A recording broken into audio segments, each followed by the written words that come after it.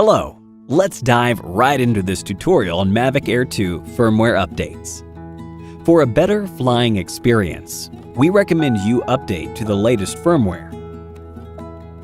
In this video, we'll show you how to update the firmware with both the DJI Fly app and DJI Assistant 2. Make sure your drone's battery level is more than 40% of the total power before updating the firmware. Let's get started.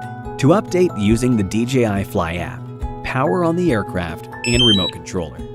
Make sure the remote controller has been linked to the aircraft. Next, make sure your smartphone is connected to Wi-Fi. The DJI Fly app will check for new firmware updates automatically. Pretty nifty, huh? After the prompt for a new update appears, tap Start Update. Do not power off the device or exit the app during the update. After the update is finished, the aircraft will restart automatically. And there you have it. You have successfully updated the firmware. Next up, we're going to go over updating the aircraft and remote controller separately with DJI Assistant 2. Power on your aircraft and connect it to your computer with a USB cable. Launch DJI Assistant 2.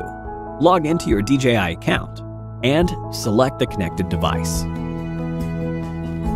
Tap Firmware Update from the menu on the left side. Wait until the firmware list is shown on the screen. Select the latest firmware version and then tap Upgrade. Do not power off the aircraft, exit DJI Assistant 2, or disconnect from the internet during the update. After the update is finished, the aircraft will restart automatically. For the remote controller, the steps are quite similar.